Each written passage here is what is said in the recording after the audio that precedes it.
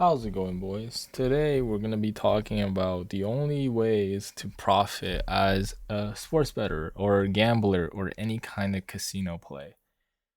A lot of people think that they can somehow beat the casino through some kind of betting strategy or predicting the future or like a hot streak or somewhat like that. The only real way to beat casinos at their own game is by using math and math only. So that basically means the casino beats you by using math.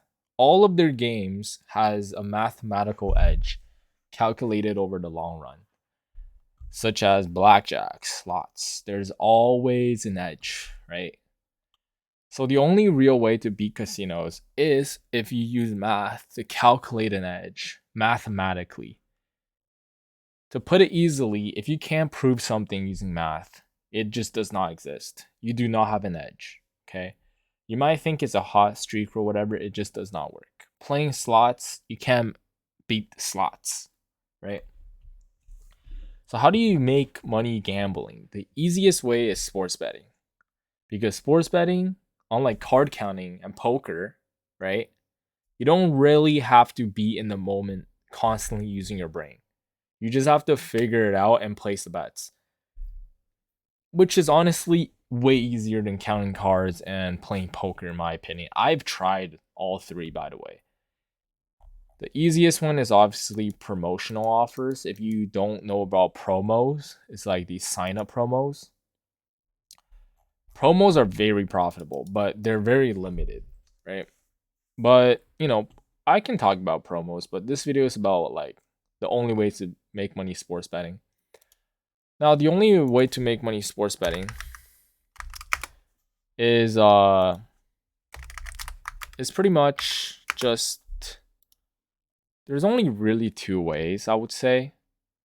There are more ways, but all of these are kind of useless, to be honest. There's only two real ways. One is positive EV, and one is arbitrage. You don't have to use odds jam. In all honesty, you don't have to use it. It's not necessary, and you don't need odds jam to make a profit. Pretty much all you have to know is that through arbitrage and positive EV, they have their downsides and upsides.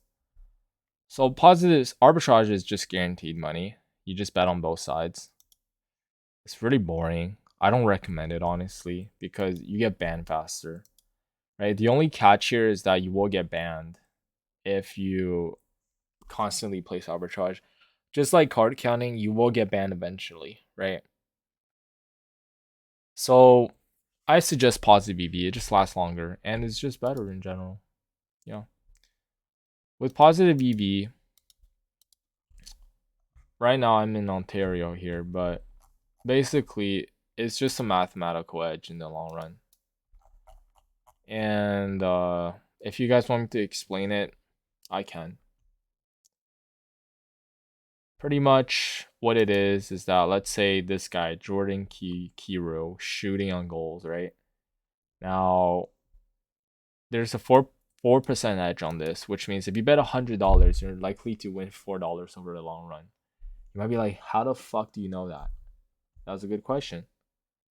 One of the sharpest sports books in the world is saying that the over is at plus 112. This is just complete odds converter, right? If I just go to the odds and I go to a converter here, I can go here, apply probability, odds converter, right? 112 is basically, oh, oopsies. 112 is just 2.12 in decimals. 1.38 is basically 2.38 in decimals if you use decimals, fractions, or probability. And all it is that the odds are plus 112 and minus 150. So, according to one of the sharpest sportsmen in the world, the chance of him going over is around a 44% chance.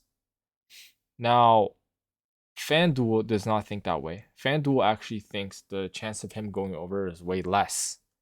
And that's good because they're giving you a better odd, right? Compared to every other sportsbook, this is obviously the outlier. So if you were to put this game in a simulation in the long run, the odds reflect the possibility of this going over.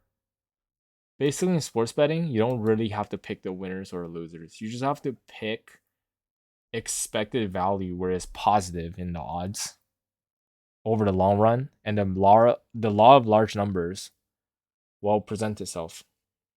Now, this is a concept that is kind of hard to understand, but I'm gonna try to break it down because I'm good at explaining things. When you play blackjack,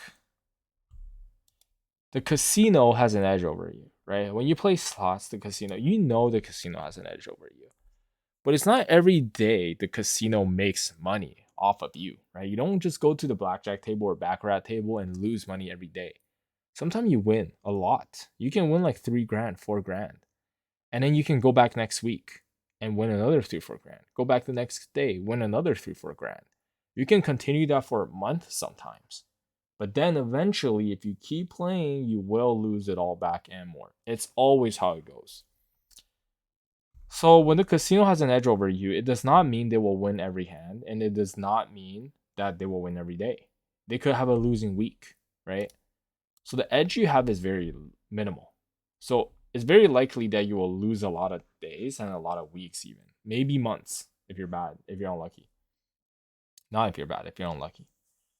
But you could also be bad, obviously, if you don't know what you're doing. But this is a long time expected value thing.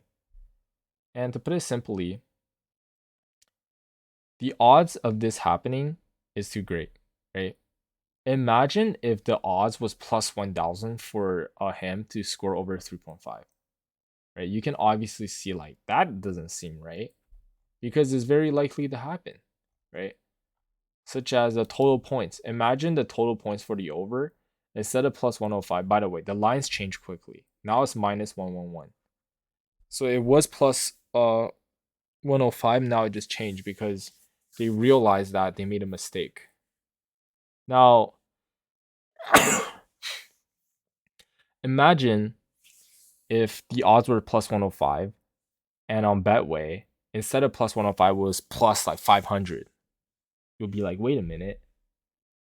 The Houston Rockets and the Pelicans going over 228 is way more likely than plus 500.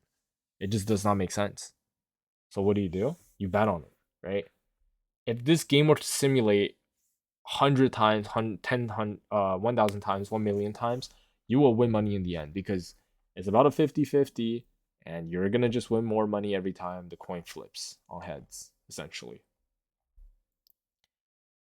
And when you do this all across multiple bets in different circumstances, you will eventually come out on top. Almost guaranteed through a large enough sample size. There is still bankroll management. I will be talking about that as well. So with that being said, I think I pretty much covered everything around bankroll, around positive EV. If you guys understand it, if you have any questions, please leave it in the comments below. I will explain this even further if needed be. But that's essentially it. I'll make a video on the Kelly criterion as well. So I'll see you guys in the next video. Peace out.